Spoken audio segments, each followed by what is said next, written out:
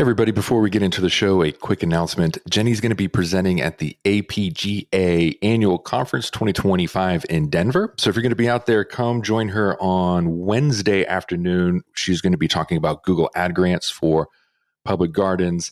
And then on Thursday morning, she's leading a panel discussion on influencer marketing, proven strategies to grow and diversify visitation. So hope to see you there.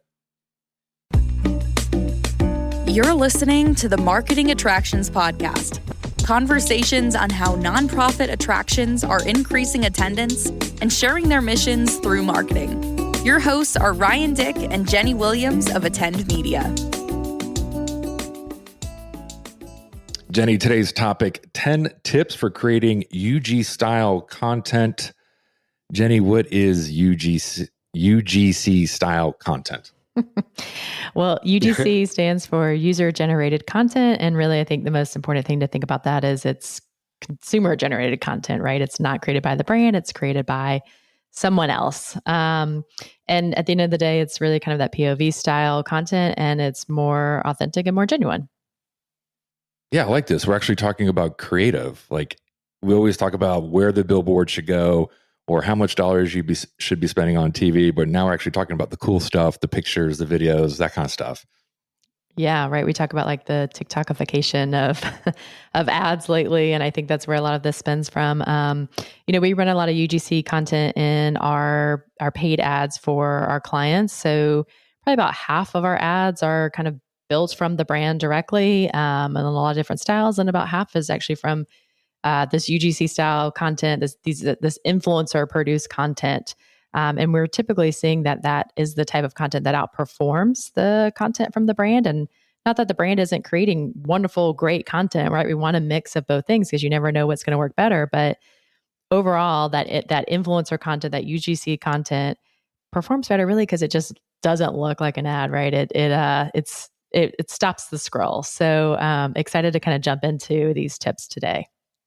All right. And then just so I can get my head around this. So UGC style content, like there's two ways to do it. I'm thinking one, in the way you're most familiar with, Jenny, is like hiring influencers to go out to the attraction, document their experience, put some cool music about it and post it on TikTok. But then there's also the second way where actually the brands, like the marketing team within the zoo or the garden or the museum or the aquarium, can also create some UGC content too, right? It doesn't always have to happen from an influencer. Is that correct? Yeah. So it'd kind of be like they're still showing the experience the same way maybe an influencer would walk around and show it. They're showing it as well. Maybe you're kind of editing that to look a certain way. So yeah, you're sort of mimicking what you're seeing out there from other people and what they're producing. All right, cool. So yeah, we're going to bring in a guest, an expert to help us out with this. Once again, we're kind of the media nerds. So we're going to reach out to some creative friends. Our guest today is David Leach. He is from FEC Launch. David, welcome to the show. Hey, thank you so much, Ryan and Jenny, for having me. I really appreciate it. All right, David. So you have a really interesting background in production. Why don't you share a brief kind of history of where you were and how you got into this more UGC style creation? Yeah, absolutely. So my story is a little interesting. I started off in high-end film and TV production, including commercials in NYC, and quickly pivoted that into helping D2C brands scale profitably, mostly on Facebook and Instagram. So on Meta, we would go from 0 to 30K a month in profitable ad spend, relatively short period of time. So within a month, we would go 0 to 30K in revenue. And then after that, I was brought into Thrills Adventure Parks, where I worked there from 2018 to 2023. And during that time, I saw that UGC style content on TikTok actually got over 200 million organic views. And with that organic content, I was able to repurpose it and use it to launch a new park that they opened in a brand new market with no brand awareness. And we scaled that to 1.2 million in revenue in the first 3 months. Awesome. All with other people's produced content. Yeah, without hiring a production team, without going to New York and sourcing, producer, director of photography, all that stuff. Awesome. So it was just people, little guest goers or guests of the park walking around with their iPhones. And that is what made this whole thing fly. This is cool. Okay, so we've got a guest with background in DTC and FEC who's going to be talking about UGC. I love it. This is perfect. Like, how marketing is this? Okay, so DTC, e-commerce, direct to consumer, right? And we got to think that industry is like so cutthroat with how they do their marketing, and 99% of that marketing is done online. Then he has experience with the family entertainment centers, FEC, right? Which, in our world, zoos, aquariums, they're more mission based. FEC is a little bit more like selling ticket based. So I think this is going to be like helpful to get this outsider's perspective. And then we're, of course, just to round out all the acronyms, we're talking about UGC, user generated content. Okay. Just making sure everybody's on the same page. All right, David, you got 10 tips for us. You sent them to me in advance. I appreciate that. Tip number 1, don't make it look like an ad. Sure. So when you're creating user-generated style content, you don't want it to look like an ad that you would see on TV. Anything that you feel like, oh, this could be on a TV commercial, bad, immediately, wrong. You want it to feel like, I heard a creator once describe this really well. She had recently blown up on TikTok, and she was like, the format that I found the best was just me sitting down, like I'm on FaceTime with a friend, and I'm showing her something. That is like the framework that you want to be. Nobody wants to be sold to. Nobody wants to be marketed to on TikTok and Instagram. You're killing time before, your train comes. You're just scrolling a little bit. You just want something interesting, something fun. So that's what I mean when I say don't make it look like an ad when you're creating user-generated style content. I love that. Yes, definitely seen that 15-second repurposed in social quite a bit. The print ads repurposed in social, and you can't stop the scroll with that, right? So that's an awesome tip. And I think, the more you have other people talking about your brand, the less people are going to think they're getting served an ad. Well, that's a absolutely perfect segue to tip number 2. Video ads convert better than static ads. Absolutely. I mean, we're in such a video first platform. They say, I forget the exact number, but thousands of hours of content are created like every minute and uploaded to YouTube. So it's really, we live in this video-centric world. A video, if a photo is worth 1,000 words, a video is worth 1,000,000. So you need to be using videos to sell your brand, sell your products or service. Sorry, that's my D2C brain going again, but selling your attraction to get somebody to want to come and visit.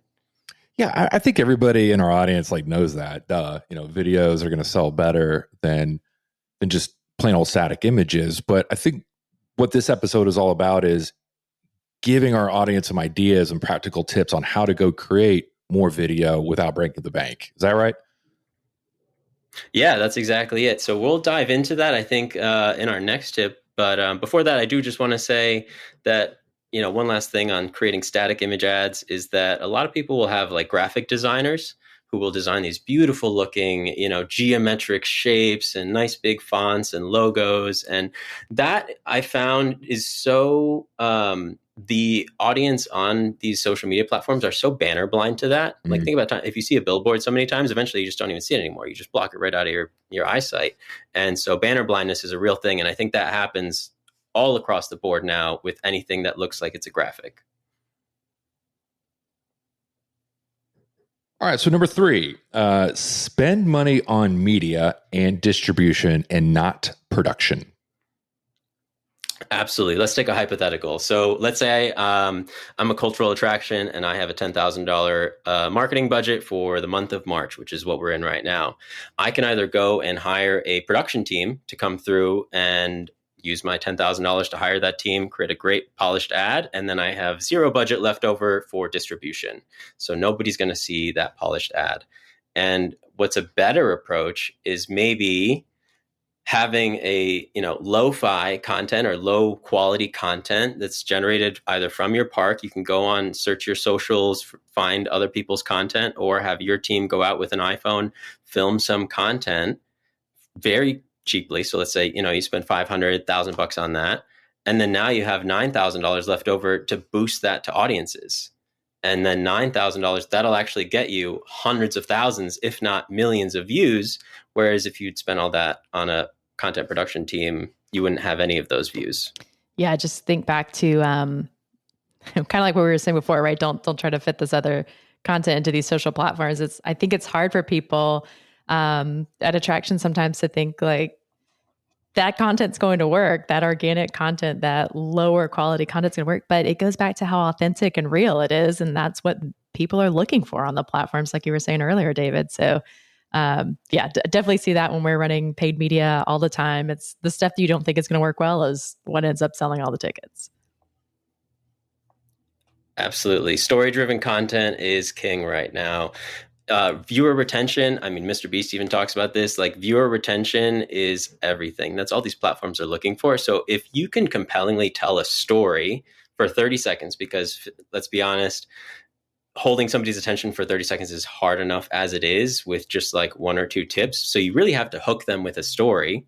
And once you hit that 30-second average viewer retention mark, your video is going to go viral. It will absolutely fly. And that's kind of the standard now that I think a lot of people don't realize is like when I'm filming a video now or I'm editing a video, it's all I'm thinking is like, how can I keep the audience engaged with me until the 30-second mark, at least? I'm thinking, especially for our zoo audience, like cool videos about cute penguins and baby tigers and things like that. Those do pretty well. I mean, maybe you guys can talk to this like in terms of like the blend between organic content that is just more mission based, more about the attraction versus, hey, having the cool 25-year-old girl walk around with an iPhone. Like what is that like blend? You're not saying just do one or the other, but how does that work together? Who wants to take that one? I could Jenny? start. I mean, I think for that, a lot of times, you'd say put that more mission-based, the cute koala, right? Like put all that in your organic. That's so important. Whereas maybe you're taking more of a sales approach with the paid. So yes, the cute koala can definitely drive some ticket sales. But it's going to be more the experience that you're going to put in that paid ad to drive the ticket sale.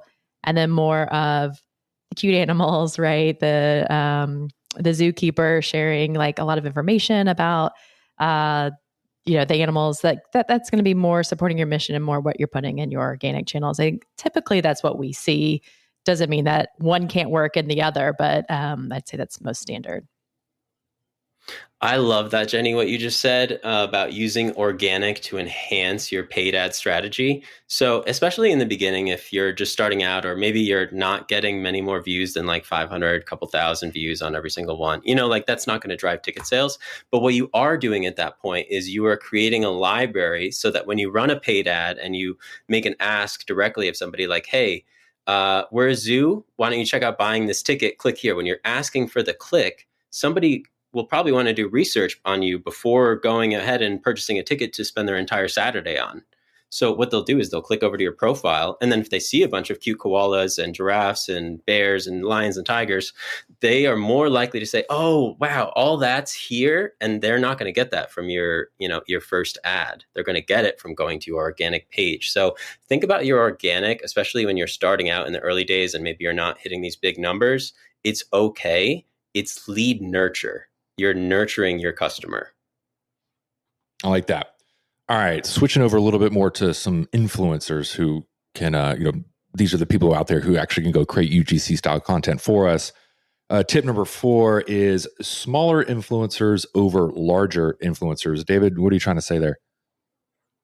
So I remember when YouTube first kind of like was becoming mainstream, and it was all about your subscribers. How many people are following you? How many people are subscribing to you? And that actually had a really big impact on how many views you got. Like if you had 1 million subscribers, like you would get hundreds of thousands of views on every single video, whether it was a flop or not.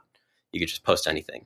But now we're seeing people with 5 subscribers getting 5 million views on TikTok and Instagram. So it's not about how many followers you have anymore. It's all about the content. So these smaller influencers, like, for example, there's a lot of city specific creators who are like going around finding cool things to do in their city. They are maybe not as big as somebody with a national presence, but that person with a national presence might be 10 to 20 times the price of getting somebody with just a local small audience. And if they make that content good enough, if it is relevant to that audience, it can really spread to just past their audience and go, as wide as you want it to. It can go national. And then if it does go national, let's say it goes absolutely viral, you can then take that video and then create a 30-mile radius around where your location is and run that as a paid ad because you know that it works. Mm-hmm. Yep. I've seen this happen so many times. I think just one of the recent campaigns we ran for a client, the smallest influencer we had, which was, I think, about 8,000, they just shy of 10,000 followers total, had the most viral video. She had over 600,000 views, and she was the least expensive influencer we worked with. Her content was less polished, but she was a mom. And so it was just all about like, her family time at this particular cultural attraction. And I was so shocked at how far that went in terms of total views and engagement as well too. But yeah, you never know who it is that's going to go viral. And that's why we always say, like, you can work with larger influencers, but just be careful about how much you're willing to pay those larger influencers, because you don't want to pull away from being able to work with multiple smaller influencers that might fit a lot of different audiences that you're trying to reach.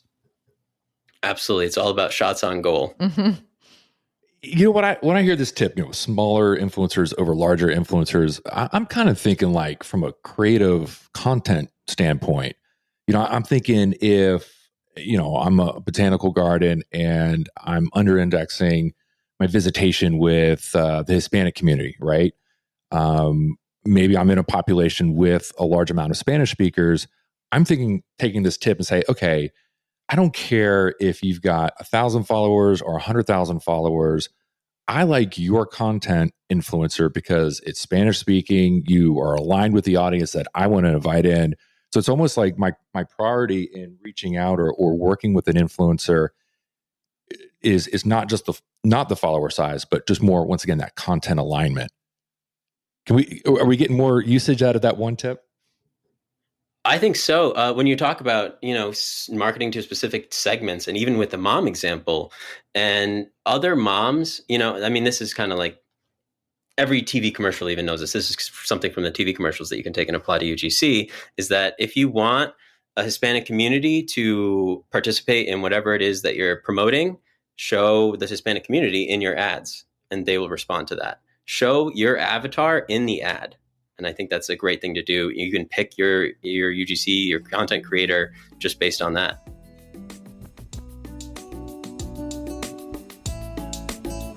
You're listening to the Marketing Attractions Podcast. Conversations on how nonprofit attractions are increasing attendance and sharing their mission through marketing. Your hosts are Ryan Dick and Jenny Williams of Attend Media. Attend Media is a media planning and buying agency specializing in zoos, aquariums, gardens, and museums. For more information, please visit attend.media. Now, back to Ryan and Jenny. All right, so we've got David Leach from FEC Launch with us, and we're giving 10 tips on creating UGC-style content. And once again, Dave is coming from the FEC, that Family Entertainment Center, and e-com background. So it's really cool to have that outside opinion. All right, David, tip number 5. More video content is better. Absolutely. More video content is better. If you've posted anything before with high hopes and you said, oh my gosh, this video is going to go absolutely viral. It's going to hit 10 million views easy in the first 24 hours. You post it and that video gets 200 views. I think we've all been there. It's soul crushing, it's shattering, especially when you've put a tremendous amount of time into it. And so that's the first lesson learned, is that it's better to create many videos over the course of the month and spend it instead of spending your entire month creating one video. So if you have, let's say, a month of resources, create 10, 20 videos, test out different hooks, different frameworks, instead of putting all your eggs in one basket and creating one video that is most likely going to flop. Because even with those 10 to 20 different videos, maybe one of them will get, say, a couple 100,000 views. Maybe it'll resonate with a smaller portion. And you could say, you could study that video and say, what worked about it? And then literally next month, try again. Make it 1% better and try again. So don't be afraid to keep reusing content, not only from other creators, but from yourself. Whatever works, do it better. Mm-hmm. I think too, when you're thinking of the, using influencers maybe for some of this UGC content as well, like from a cultural attractions have a lot to say. So we kind of touched on this a little bit, but it's a mission, it's an exhibit, it's a behind the scenes, it's a, a special event, right? So, it's each of these creators that you work with that are producing this content can kind of be seen as this little like mini TV series almost, that you're really using to tackle and promote these smaller initiatives that maybe you're not putting like your huge TV spot behind. You're building one brand spot on TV that's going to run throughout the year, but you're using influencers for this UGC content to support all of these other initiatives throughout the year. So yeah, if you're just working with one video concept or you're just working with one influencer, you can't cover all of that. So yeah, more is better internally and externally with UGC content. All right. Tip number 6, look at social platforms as search engines. This one, I'm just going to rip right from Neil Patel, who's the SEO OG on the internet. If you guys have been around, remember blogs, written blogs, not vlogs, video logs, written blogs. Neil Patel recently came out and said that it's SEO is dead because it's not search engine optimization, it's search everywhere optimization. And that means not just on Google, but on Instagram, Facebook, TikTok. Like more and more people are using these other platforms to find and do research. So find products, find experiences, do research about their things. They're not just looking at Google anymore. What about, so if I'm thinking through like, okay, if I'm doing SEO and Google, there's all kinds of like strategies that I've got to try to get my content to serve at the top. Are there any tips that you've got for maybe, whether it's different ways of tagging your content or requesting, influencers that you're working with on the types of tags? Like what are you thinking of when you're thinking of your like social search strategy to make sure your content is showing up?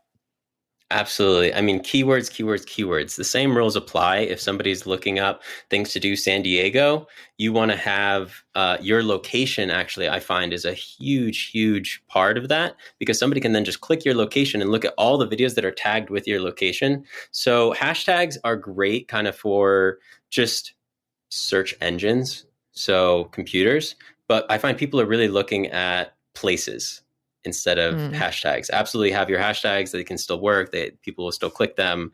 But if you're tagged with a place, that not only gives the algorithm ideas about, what type of content that you're putting out, but where. And you want that content to be super relevant to your local audience, especially if you are location-based entertainment, like a cultural attraction or a zoo.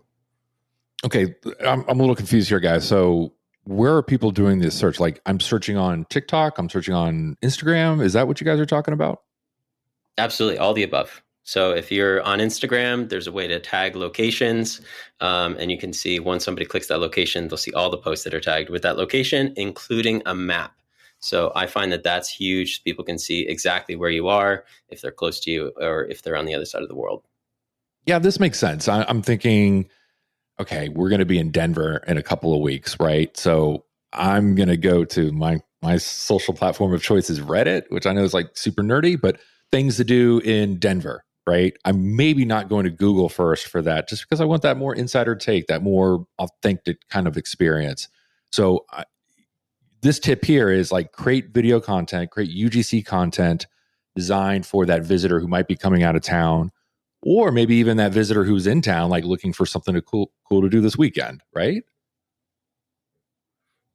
Absolutely. You don't just need to be appearing on Google Maps. You can be appearing on Instagram Maps. TikTok doesn't have like quite a map feature. I'm sure they will roll out something like that, but they absolutely do have AI summaries of locations. And if somebody looks up things to do in Denver, it can even promote like the top things to do in Denver, and you might rank in that AI generated summary. Very cool. All right. Number 7, repurpose your video content. And this is kind of what you do, right, David? Yeah, absolutely. So what I will do a lot of the times is when I can't go to a location myself, I'll either have one of the employees there or somebody, or an influencer go in, take a bunch of videos, film, different aspects of the park. And I'm saying park because, that's where I'm from, but different aspects of the location.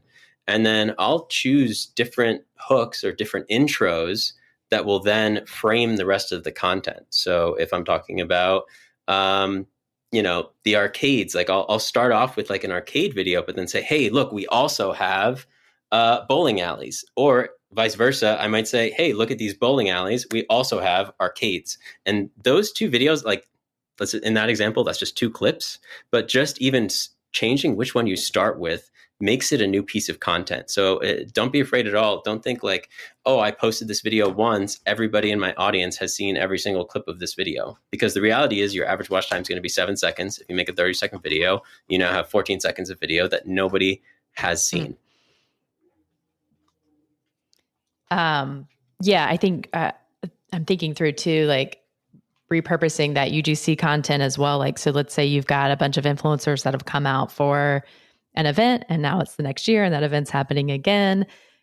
Rather than waiting until it opens and getting all brand new influencers coming out, going back and like editing some of that content you had before that's still useful for, this year's event is just such a great way to, again, repurpose it. It's low cost. You're either asking the influencer themselves to repurpose that content, or to your point, David, you're hiring someone like you who's going to go in and like re-edit all of that to freshen up the copy, dates, you can change voiceover, all of that, and you've still got great imagery to use. And no one is going to remember that from last year. So it's a great way to utilize it. Absolutely. I see that all the time. All right. Tip number 8, create Instagram spots within your attraction. I really like this tip. Sure. So Instagram, I'm using a little loosely here because that's the original take a photo here app. But Instagram, TikTok, Facebook, you want to create social media spots where somebody can say, oh, let me take a photo right here. So whether that's a background wall, everybody's seen those step and repeat walls. I highly recommend getting one of those for your attraction. It looks like somebody's on the red carpet. People always love being on the red carpet. So put a little red carpet in front of your backdrop with your logo on it. If you're any kind of zoo or attraction, maybe if you're, have some flowers that is relevant to whatever's relevant to your venue, design something there that's a cool backdrop. People love cool backdrops. And even if you don't have a cool backdrop, maybe you can just design an area with better lighting and you put a sign up and says, hey, take your photo here. This is a great photo op spot. I love that. Our audience are like way into signs. There's signs for everything. So this should be a pretty easy tip to execute. Jenny, what do you think about this one? It makes me think, so I think zoos and gardens have such great backdrops, right? So they're probably thinking, a lot of people might be like, well, I don't need to do that. I already have a great backdrop. But I'm actually thinking of one client who did this with like an event that they had like a VIP entrance.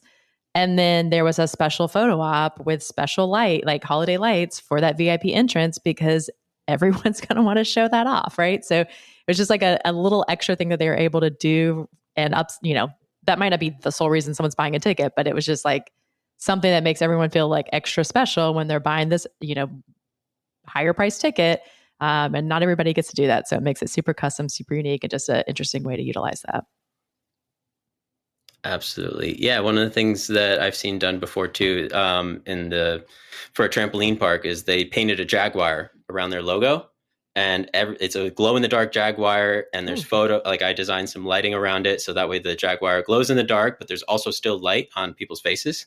So with some different kind of spotlights there, and that I will see all the time scrolling through social media, and I look up the attraction, everybody's posting it. And I'm not by any stretch of the imagination saying that post is going to be the one that goes viral and reaches 10 million people. But what it will do is it's going to reach their circle. Their own social network is going to see that, and they're going to know, oh, that's ABC attraction. That's where they took that photo. Mm-hmm. Love it. All right. Tip number 9, create content that's native to the platform. Sure. So a lot of times I'll see a lot of ads and even content on the platform that's shot horizontally and just has black bars on the top and bottom, posted as a reel and a video on this vertical platform like TikTok or, Instagram Reels.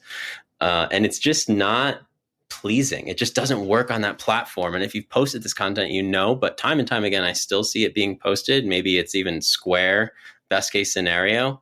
Instagram, you can get away with a 4x5. That's a little tip that I recommend from my paid ads days. As big as you can take up of the viewport, so the device width, height, I should say, the more real estate you'll take up in your audience's mind on their screen. So take up real estate on their screen, you take up real estate in their eyes, on their mind. Like it. And then number 10, find frameworks that work with other creators. Are you talking about stealing? I mean, the phrase is good artists borrow, great artists steal. And I think that's a fantastic phrase when it comes to social media. It doesn't need to be within your industry either or niche. You can look at other niches and say, oh, this series actually worked really well on this person's channel. Let me try a series on my channel. And I'm generally just a huge fan of series in general. I've seen, once you have one post that does well, make another post just riffing right off of that. Even use that post in your hook in the intro, because build off your momentum. It's really just once you get a post that's going viral, it's getting views, people are already checking out your profile. So it's like, no, don't wait to post something great later on. Post something great right now, even if it's not as great, but it's going to reach more people. And I think, the more people that know about your park, the more people are going to come to your park. Yeah, I think our space is pretty friendly. Like zoos do a pretty good job of ripping off other zoos once they find something that works. But maybe another way to look at that tip there, it's like, okay, hey, if you're a zoo, go look at what the botanical gardens are doing. Or if you're a botanical garden, go look at what the museums are doing. Or if you're a museum, go look what the trampoline park is doing. The point here is if you find something that works, copy it. Is that right? Absolutely. Just a simple example, just to one, just to kind of paint the picture a little bit, is that everybody at any of these attractions, they get a ticket, right? There's always somebody at the ticket counter giving them the ticket. So I don't know if you've seen that trend that's like the U2, where a waiter comes over, they give you the check, and they say, oh, enjoy your meal. And then you say to the waiter, you too. But the waiter's not having your meal. It's just like, right. One of those faux pas that you slip up. So I saw that done really well at a park where the ticket guy gave a woman a ticket. And the woman said, he said, have a good time at the park. And the woman repeated back to him, you too.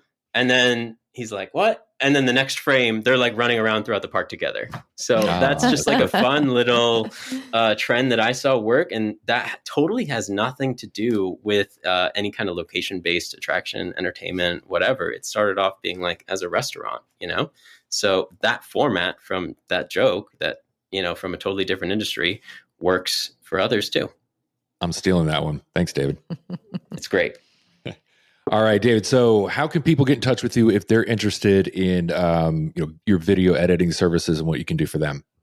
Sure. So I'm feclaunch.com. You can also reach out to me on LinkedIn, David Leach. It'll say founder FEC Launch. It's got my photo, a blue background, very nice photo of me. So either of those, if you want to personal reach out or just fill out a form and email me, that's great too.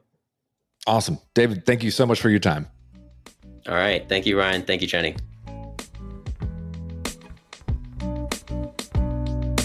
Thank you for listening to the Marketing Attractions Podcast. If you have a suggestion for a topic or would like to be a guest on the show, please visit our website at marketingattractionspodcast.com.